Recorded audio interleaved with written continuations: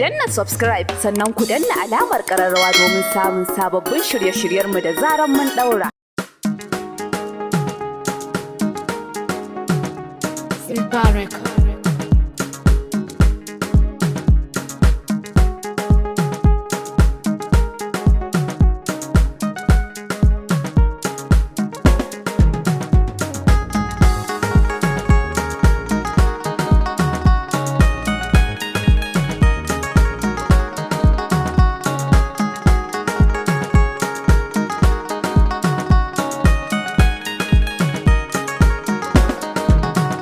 Wane ne nake gani nan da kafar shi kamar magobirin daji?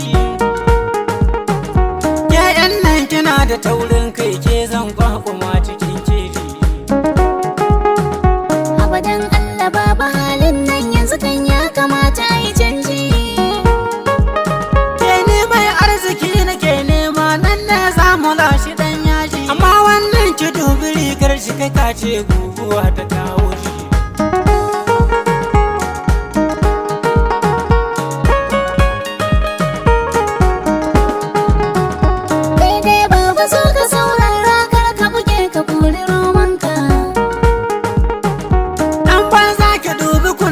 Kamar reshen fuka bikin wanka. To wancan motar da ma kake hange yanzu nan ya sauka ya faka. Wai waccan bakar ta alfarma mai kira irin ta 'yan Makka. Kai da ka zo a ce in kun gaisa na so kai shiru da bakinka. Kai kuma gashi ka barar yanzu gashi gidanka babu ko sisi.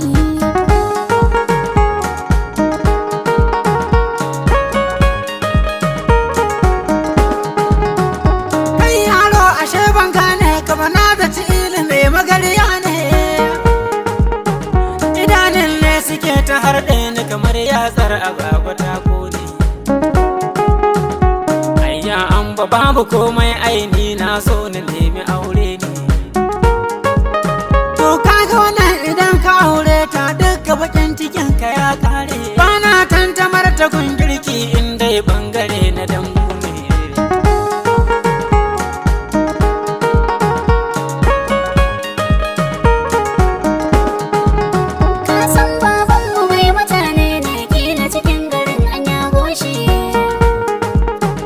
Ba komai wallahi na yafi ni ma an bayi ubana ne. Wato wani ne yake ta ruɗa ni buhun masarar zane na dau bashi. Jiya ma ya zo yana ta damuna yaushe za ya samu kayan shi. Na ce masa yanzu ba kuɗi kuna in Allah ya bani zan bashi. Da ƙarfa na lallaɓa shi ya bar ni da babanku yanzu sai ɗauri.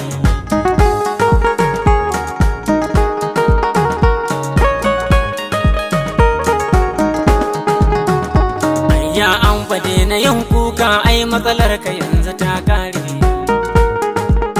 To kaga kudin hayan gidan nan ma sai da na dangana da dan taure. Baba farin gida zan saya maka to daga yau wallahi ka tsere. Yaro kar ka sani in zabura ko ba fiffike fa in fire. Kace ma da kana da hali wata kilma za ka kai ni sauki.